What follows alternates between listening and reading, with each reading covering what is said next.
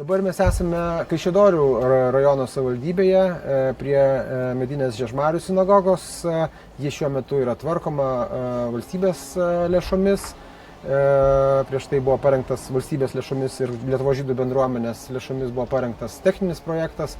Dabar šiuo metu jis yra baigiamas įgyvendinti. Taip kad netrukus turėsime dar vieną restauruotą ir bendruomeniai naudotis tinkamą medinę sinagogą.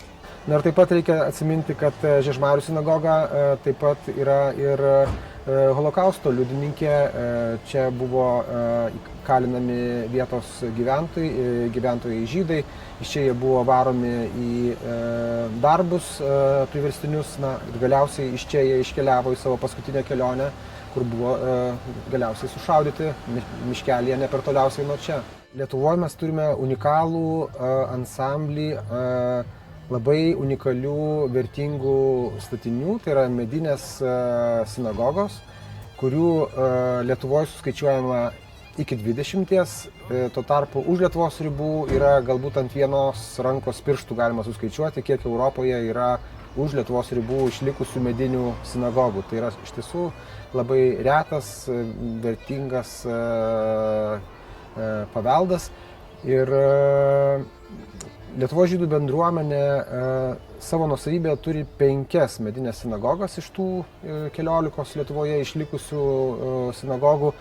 Ir kai jos buvo sugrąžintos, tai bendruomeniai tai buvo iš tikrųjų nemaža našta, nes po karo sinagogos buvo naudojamos kaip tiesiog ūkiniai sandėliai, kinoteatrai.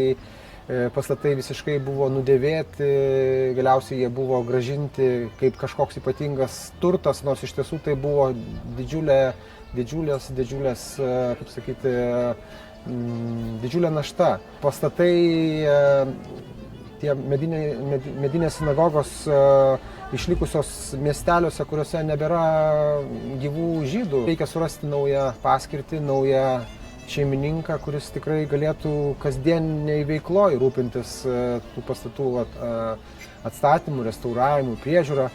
Ir prieš keletą metų Kultūros paveldo departamentas, Lietuvos žydų bendruomenė priėmė tokį išmintingą sprendimą, kad tiesiog siūlyti vietos bendruomenėms, savivaldybėms perimti tuos pastatus ir naudoti savo reikmėms, savo bendruomenių reikmėms, ar tai kultūrai, ar tai švietimui, ar tai turizmui. Taip, mes dabar esame prie Pakruojo sinagogos.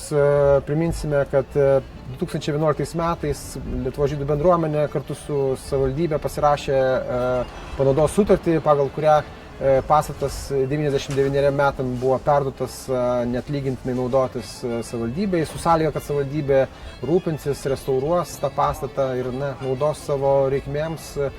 Ir mes šiandien galime pasidžiaugti, kad įgyvendinus Norvegijos ir Europos ekonominės erdvės finansinių mechanizmų finansuotą projektą, pastatas pilnai restauruotas, atkurtos netgi tokios tikrai jautrios interjero detalės, kaip sienų tapyba, lubų tapyba, rankų darbo tapetai. Tai iš tikrųjų unikalus ir restauracijos prasme pasiekimas. Ir tai yra tik tai pirmoji sinagoga. Ir tikimės, kad toliau seks kitos sinagogos.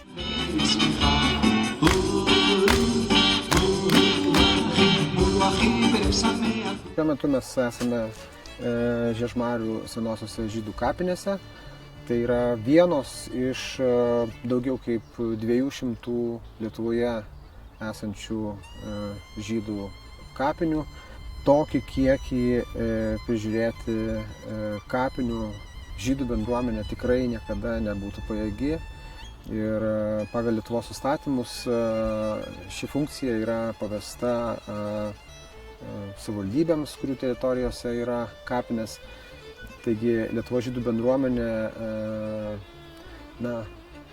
paskutiniu metu ypatingai stengiasi įdiegti požiūrį savivaldybėms ir panašu, kad tai duoda jau rezultatus, kad buvusių žydų kapinių nebūna, kad žydams, žydų kultūroje, žydų tradicijoje, žydų religijoje kapinės yra šventa ir kad palaidotųjų ramybė yra aukščiau visko.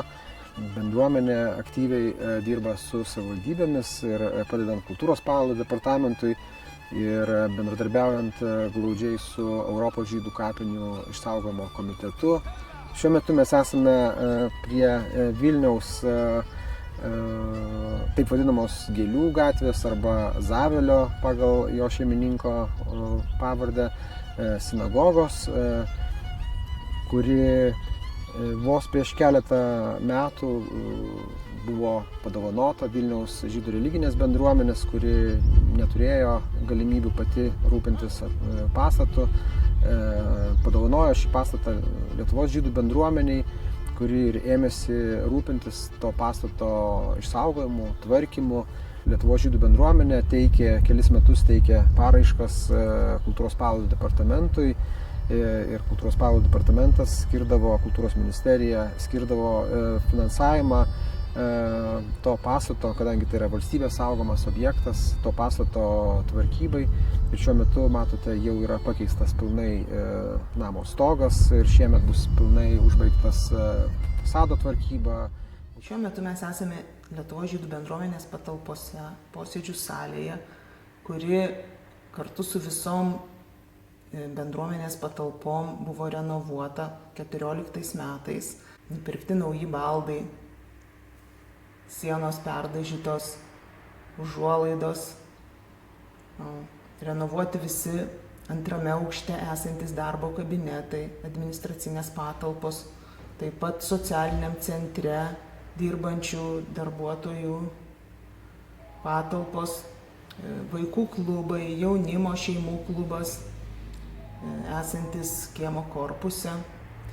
Tarpukaryje šiame pastate gyvavo labai garsi Tarbut žydų gimnazija, kuri buvo viena iš žydų kultūros centrų Vilniuje, kartu su Yvo žydų mokslo institutu, įsteigtų 1925 metais Vivulskio gatvėje. Žinoma, buvo dar daugybė žydiškų įstaigų, kurias šiandien dažnai minim ir prisimenam ir jomis didžiuojamės. Kadangi pastatas yra istoriškai labai svarbus, tai renovuojant patalpas stengiamės nepakenkti jo istoriniai nuotaikai. Dabar užėjęs į žydų bendruomenės pastatą žmogus jaučiasi tarsi savo namuose. Patalpos atviros, šviesios, jaukios, negėda pasikviesti garbių svečių. Dėl to dažnai bendruomenėje vyksta jau labai populiarūs visuomenėje kultūriniai renginiai, kadangi renovuota buvo ir Heifetzo salė, ir šalia jos esantis foje, ir susirenka daugybė žmonių į rengiamus koncertus, pristatymus, knygų pristatymus. Kadangi paskutiniu metu visuomenėje auga domėjimasis žydų kultūra ir žydų istorija ir ta Šiaurės Jeruzalės šlove garsėjusi Vilniumi, tarpukario Vilniumi, bendruomenė stengiasi taip pat viešinti žydų kultūrą, ne tik renginiais, bet ir populiariais kalendoriais, kurie jau tapo tradiciniais. Tiesa, paskutiniais metais kalendorių formatas yra pasikeitęs. Naujose kalendoriuose šiuo metu stengiamasi pateikti ne tik tai pačias datas, tačiau ir kultūrinį turinį, istorinį. Kalendorius buvo parengtas dar iki išleidžiant garsiąją monografiją apie žydų daktarus, surinkta labai daug medžiagos, kuri populiariai pateikta visuomeniai, nes kalendoriai yra plačiai paplitę, dalinami visiems bendruomenės svečiams, taip pat iš užsienio atvykusiems kalendoriai dvikalbiai. Antrasis kalendorius taip pat darytas bendradarbiaujant su Yvo Yvo 90-mečio proga. Žydų mokslo institute saugomų žydiškų tarpukario plakatų kalendorius, taip pat labai dekoratyvus. Ir pernai buvo parengtas kalendorius bendradarbiaujant su Vilniaus Gaono žydų muziejum, skirtas žydų gelbėtojams ir prezidentui Kaziui Griniui, kuris pernai buvo apdovanotas. Kasmet šie kalendoriai pristatomi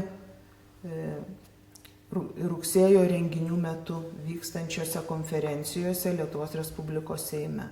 Siekiant didesnio įspūdžio buvo nutarta kalendorių pristatyti kartu su jį lydinčia paroda.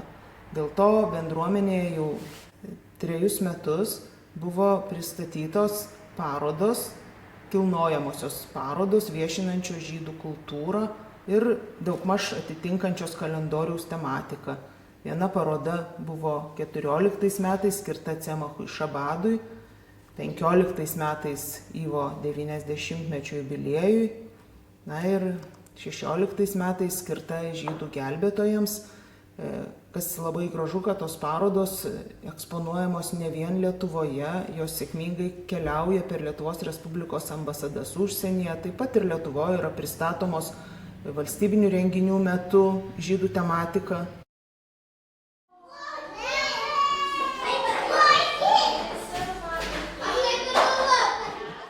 Esu bendruomenės narė, su vaikais dirbu jau 6 metus, man labai artima šis sritis ir labai smagu prisidėti iš tikrųjų prie žydų bendruomenės veiklos.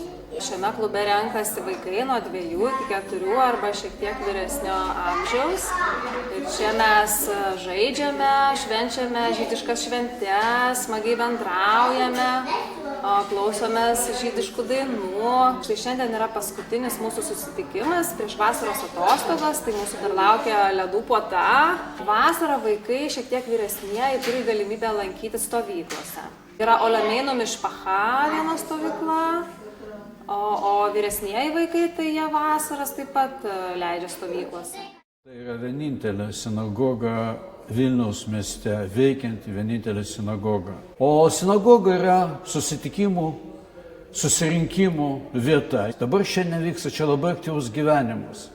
Ir aišku, jeigu dar prieš 4 metus čia vykdavo tik tai malda, tai jau dabar vyksta pilnavertis žydiškas gyvenimas.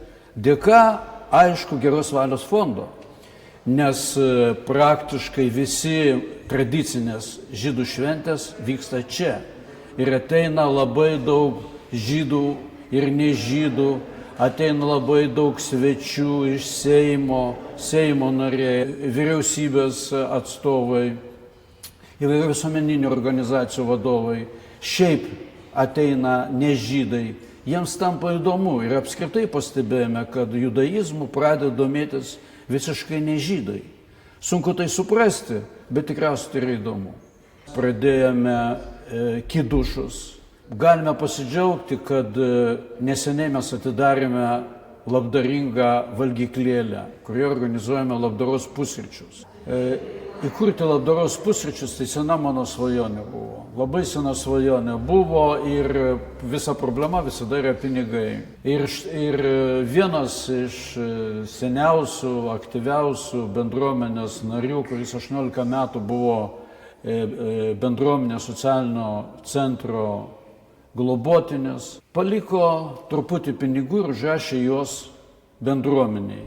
Ir tų pinigų pagalba mes galėjome šitą viską organizuoti. Ir į tos pusryčius ateina žmonės, visi, kas meldžiasi, tai žydų ir nežydų tautybės žmonės, visi, kam faktiškai, praktiškai reikalinga šita parama, yra poreikis pabendrauti. Stengiamės maksimaliai saugoti šitos sinagogos autentiškumą. Atrodo, suolai, prie kur mes meldžiamės, grindys medinės, jos nemoderniškos, bet jos autentiškos. Jomis vaikščiojo mūsų seneliai ir proseneliai. Užtat kažką tai pakeisti, tai reiškia išmesti dalį tos dvasios, kuri čia šiandien egzistuoja. Ir mes labai šitą saugojame. kiek galime, stengiamės prisilaikyti šito autentiškumo. Viršuje jūs pamatysite ir macos mašiną, kurią mes įsaugojame, daug kas siūlė išmesti metalo laužą, mes ją pastatėme ir šiandien tai yra mūsų pasididžiavimas, nes dar neseniai macas kepė šitoje sinagogoje ir tas macas valgė mano senelis, mano tėvas ir daugumas, dar daug mano pažįstamų jaučia šitos macos skonį ir kvapą. לבדיאנה, בית כנסת הוא בעיקר משמש כמו בית המדרש, כמו מקום שלומדים. וגם כן, מה זה הדת היהודית? דת יהודית זה לא דת בהבנה רגילה של המילה הזאת, זה עם הספר, עם שלומד ספר. אנחנו עושים גם שיעורים כמה פעמים בשבוע, מגיעים אנשים יהודים גם כן ליטאים, כל המעוניין או מוזמן הוא יכול להגיע ולראות ואולי לפתוח לעצמו אורה של תורה. כמו שאתם רואים כאן, יש כאן עשרות אלפי ספרים. אנחנו לא סתם נקראים עם הספר, יש לנו עשרות אלפי ספרים. כאן יש שלט, זה שלט ותיק מבתי כנסיות ותיקות שהוחרבו בשנות המלחמה. לפעמים, כשקר, אנחנו עושים אותם כאן, וכשמזג אוויר יותר נעים, אנחנו עושים אותם למעלה. יש שם חדר הרבה יותר יפה, ויש הרבה מעוניינים. אחרי כל השנות של קור שהיה אסור להתקרב לדת, יש הרבה מעוניינים גם בין יהודים, גם בין לא יהודים, שבאים ללמוד תורה. יש, לפעמים מגיעים 30, 20 אנשים. אצלנו כל אחד שרוצה לדעת את תורה, ללמוד תורה, הוא מוזמן. זה דלת פתוחה לכל אחד. מגיעים גם יהודים שעקרו אותם מדעת של אבותם, גם כן ליטאים.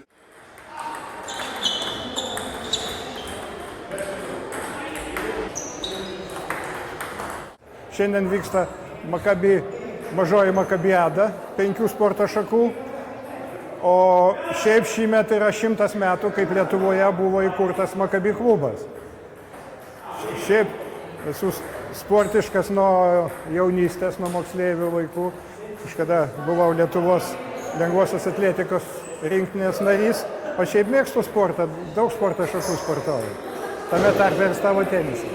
Lietuvos sporto klubo Makabi yra asocijuotas Lietuvos žydų bendruomenės narys. Pačiais sunkiausiais laikais, kai gaudavom šiokią tokią paramą iš žydų bendruomenės ir ta situacija pasikeitė, kai atsirado Geros valios fondas. Reiškia, visi rėmėjai atsisakė mūsų remti ir dabar turime tik Geros valios fondą ir dar labai nedaug mažiukų rėmėjų. Geros valios fondas, kaip jūs žinote, remia žydų bendruomenės daugybę projektų, tame tarpe ir sportą.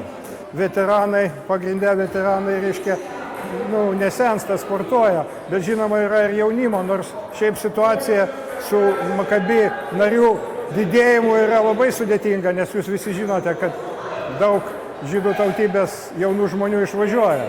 Bet nežiūrint to, jūs matote šiandien ir futbolo komandoje, ir krepšinio komandoje, ir tinklinio, kur tuoj vyks varžybos. Yra daug jaunų žmonių. Šiuo metu vyksta krepšio varžybos, kur dalyvauja Kauno, Klaipėdos ir Vilniaus Makabi klubai. Prieš tai Kaunas nugalėjo Vilniaus komandą, dabar šiuo metu žaidžia Klaipėda ir Kaunas. Čia vyksta varžybos pasiruošimas Izraelyje vykstančią pasaulinę žydų žaidynės, pasaulinę Makabijadą. Ir čia bus atrinkti kandidatai. Мы, шахматисты всей Литвы, не только евреи, очень благодарны еврейской общине Литвы, конкретно Фаине Куклянской, поскольку она инициировала проект «Шахматы» и нам помогает. У нас бывают турниры каждый месяц. Это исторические турниры, посвященные многим деятелям, довоенным евреям, шахматистам и общественным деятелям. Также в еврейской общине проводятся каждую неделю по 2 раза детские тренировки с профессиональными шахматными специалистами от элитного шахматного клуба «Рассанный Макаби».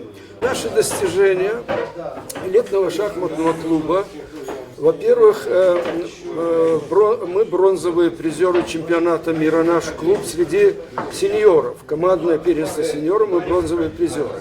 Второе, летний шахматный клуб в общем Макаби участвовал в первенстве Литвы в командном первенстве.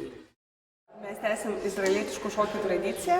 To šokio iš tikrųjų visame pasaulyje, kiekvienoje šalyje ir jie yra labai populiarūs, jų yra be galo daug, apie 8000 ir kiekvienais metais jų daugėja. Ir mes norėdami pratęsti ir norėtumėm, kad Lietuvoje irgi to šokio žinotų, mes organizavom tokias pamokas, kurias dabar gan populiarios, jeigu anksčiau buvo kartą į savaitę, į 2 savaitės, tai dabar jau 2 kartai į savaitę ir daugiau. Ir aš labai džiaugiuosi, kad tas projektas populiarus ir populiarėja. Mes repetuojam žydų bendruomeniai, Heitsafo salėj. Labai dėkingi, kad mums davė ir salę, ir visą aparatūrą. Tai, ta prasme, viskas yra choreografas, man irgi padeda, siunčia, apmokina tuos šokius ir yra sudarytas visas galimybės. Čia yra Lietuvos žydų bendruomenės dailės studija, kur mes turime mokyklą bendruomenės narių. Ir dabar yra sekmadienis ir antroji grupė, nes mes turime 2 grupės. Pradedam rugsėjo, baigiam gegužės pabaigoje. Po to turime parodą. Čia vyksta ir žydų bendruomenė. Jau tradicinės parodos, nes jau kas metai, jau 2 metai mes čia kaip mokinamės tos dailės. Būna parodėlė, jinai atsidarys dabar birželio vidury. Birželio vidury bus ta tradicinė paroda. Po to vyksta dailės plenerai. Labai visi gausiai irgi nori ir važiuoja, ir jau klausinėja visi manęs. Tai vasaros metu vyksta. Lietuvos žydų bendruomenės mokykla, jie remia, bendruomenės yra čia klasė, bendruomenės užsiėmimai. Taip, kad dalį remia ir studijas duoda žydų bendruomenė, be abejo. Labas rytas. Labą rytą. Labą rytą. Labas. Kiprai. Labas.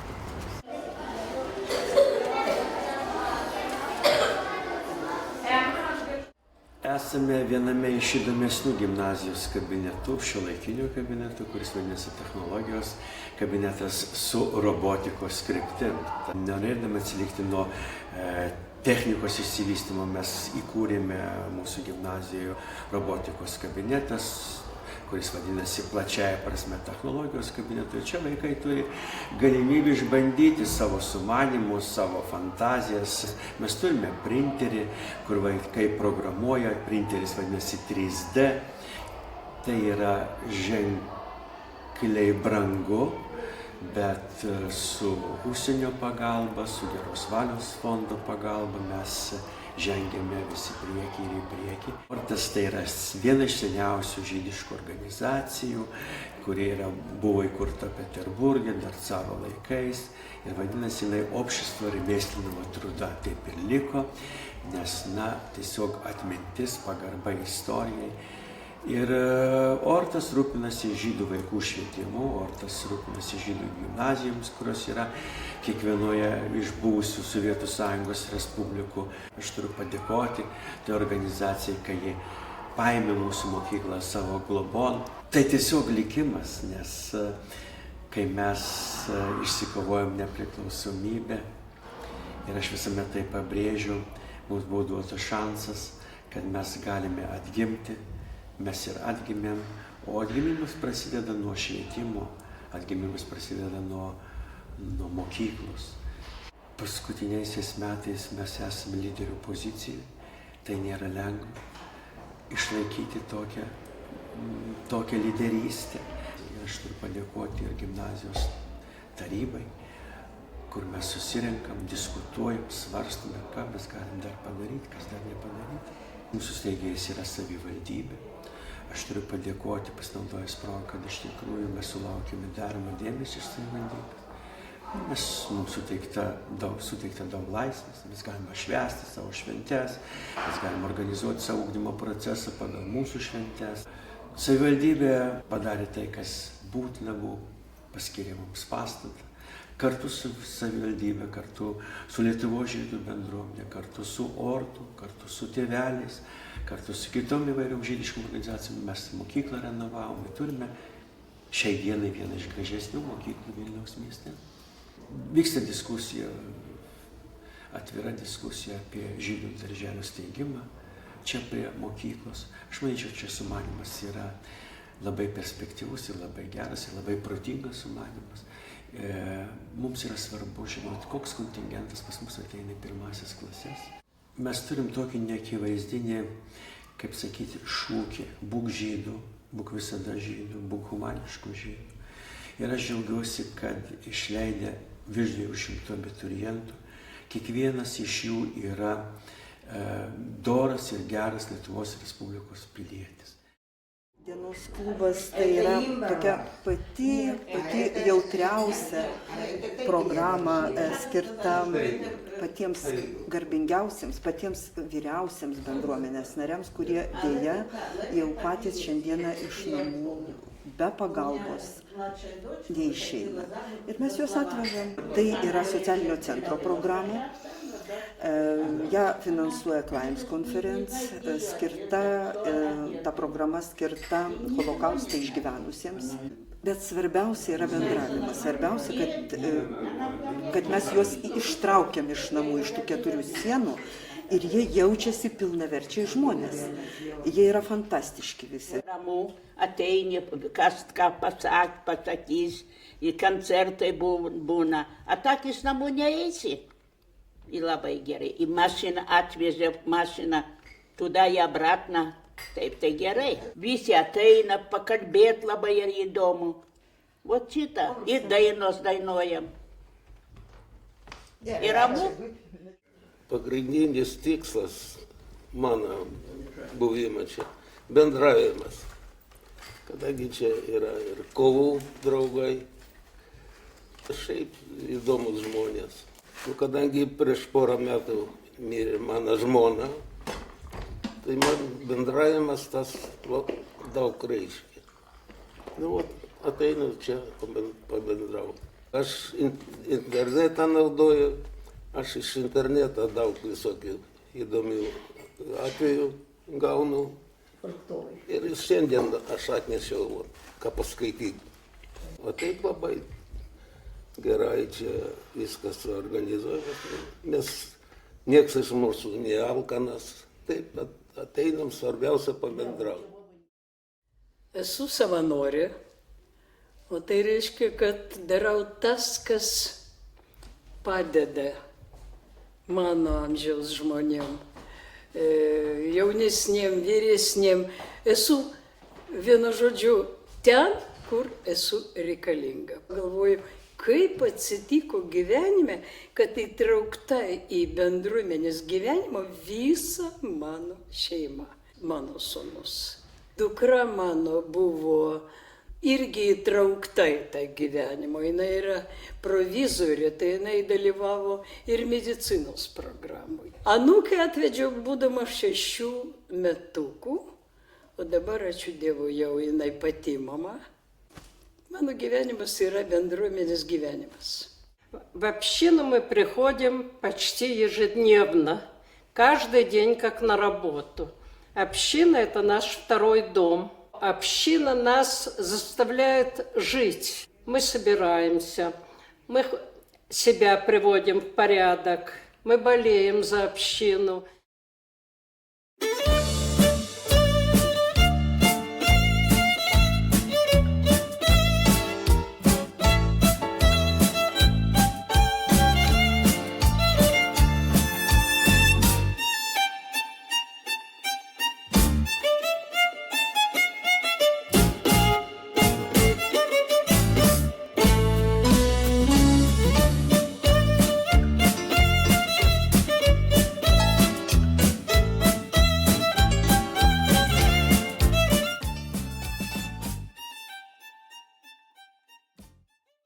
Mes esame Lietuvos žydų bendruomenė, patalpos, kur mes repetuojam, randasi 4 aukšte, čia palėpė, buvusi palėpė.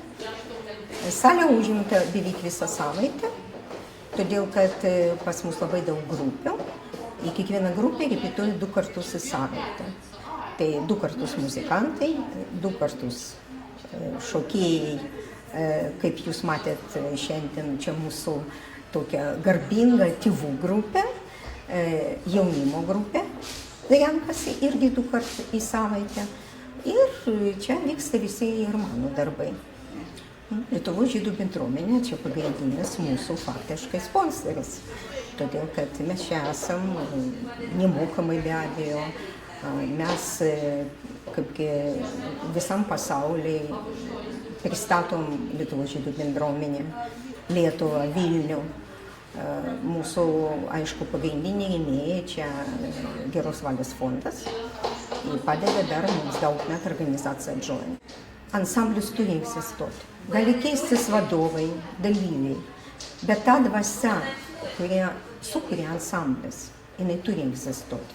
Todėl, kad ta dvasia atspindi mūsų tautos kultūrą, tradicijos, mūsų šokį, mūsų muziką, mūsų dainos.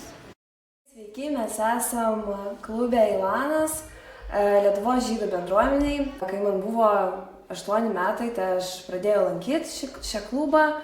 Vėliau aš pradėjau važiuoti į stovyklas. Ir galiausiai aš tapau madriche, esu šio klubo koordinatorė. Tai manau, kad svarbiausias dalykas šiuo metu yra mūsų ir klubo veikla, ir stovyklos, kurias mes organizuojam, kadangi stovyklų metu jie gauna žymiai daugiau informacijos, žymiai daugiau, nežinau, netgi daugiau pačios sampratos, kas yra žydas ir kaip galima būti žydų pas mus dabartinėje Lietuvoje. Šią vasarą laukia mūsų 2 stovyklos, tai yra pagrindinės stovyklos. Viena stovykla, kuri bus šalia Jūrmalos, tai yra viso Pabaltijos stovykla. Į bendruomenę atėjau labai seniai, tikriausiai kokiais 89 ar 90 metais, bent jau pirmajam Lietuvos žydų bendruomenės ar tarybos protokole, aš jau figūruoju kaip tarybos narė. Na ir aš esu gerokai užgrūdinta gyvenimo, nes nuo to laiko ir iki šios dienos bendruomenė ištisai vyksta nesutarimai, ideologinės kovos, švelniai kalbant, sakykime, nuomonių skirtumas, nesutarimas ir vadovaujant yra be galo sunku atsižvelgti į visus tokius reikalavimus, skirtingas nuomonės ir patenkinti visus norus. Tai yra praktiškai neįmanoma. Todėl aš galvoju, kad vadovas atėjęs į šitokį postą turi būti pakankamai tvirtas ir žinoti, ko jis pats nori ir ką jis turi daryti tai, kas bendruomenė yra geriausiai. Antras iki aktyviai įsijungiau tikriausiai kokiais 2002-2004 metais. Nuo 2006 metų aš atstovauju bendruomenę visuose teismuose, pradedant Kauno bendruomenės bylų, Tomkaus byla su Respublika. Mūsų yra labai nedaug žmonių, darbuotojų, palyginus su ta apimtimi, kurią mes vykdome. Ir kiekvienos dienos darbas tai yra labai didelis iššūkis. Na, o blokai darbų tai yra visiškai aiškus, tai yra socialiniai reikalai, reali pagalba žmonėms, kuriems reikalinga pagalba. Be galo svarbu yra jaunimas, programa, jaunimo programos, vaikų programos, kultūra, santykiai su mokykla. Būtų labai gerai mums turėti vaikų darželę. Visa tai yra svarbu. Be galo daug turime darbų su paveldu, ne tik su sinagogom. Man, pavyzdžiui, yra labai svarbu, kad kaip teisininkė ir nebūdama ir būdama Lietuvos žydų bendruomenės pirmininkė, aš iš tikrųjų pasiekiau labai daug tikslų, kuriuos aš pati savo buvau užsikėlus. Tai pirmiausia įstatymas dėl reabilitacijos. Vis dėlto reabilitacijos procesas po to neteisėto įstatymo, kada buvo vienu ypu reabilituoti visi žydšaudžiai, vyko 25 metus. Ir daugybė žmonių buvo atimti neteisėtai išduoti reabilitacijos pažymėjimai. Tai man kaip nukentėjusių nuo nacizmo tėvų dukrai, man tai yra labai svarbu ir tai svarbu mano įsitikinimams ir aš galvoju, kad tai yra ne tik mano reikalas, tai yra mūsų bendruomenės reikalas. Pakeistas pilietybės įstatymas. Tai yra labai svarbus klausimas visiems litvakams gyvenantiems užsienyje, tačiau vis tiek jie laiko Lietuvą savo tėvynę ir jie laiko, kad jie turi tas pačias teises šioje žemėje, kaip ir etniniai lietuviai, todėl pakeisti įstatymus taip, kad sudaryti sąlygas pietų afrikiečiams ar kitiems išeiviams iš Lietuvos gauti Lietuvos pilietybę, man atrodo, tai valstybė turi dar mums padėkoti, kad mes tiek jėgų įdėjome, todėl kad visa tai yra ne tik Lietuvos žydų bendruomenės ir litvakų labai, bet ir Lietuvos įvaizdžio labai. Taip pat kaip ir visa tai, ką mes darome, vis dėlto neleisdami heroizuoti žydšaudžių, darome gelbėtojų labui. Tai yra viskas ir valstybės labui. Ir aš galvoju, kad valstybė turėtų apskritai dėl to ypatingai vertinti likusią, labai negausią žydų bendruomenę. Galų gale nieka kita 95% čia neižudė, tik tai žydus. Tai yra labiausia pažeidžiama grupė.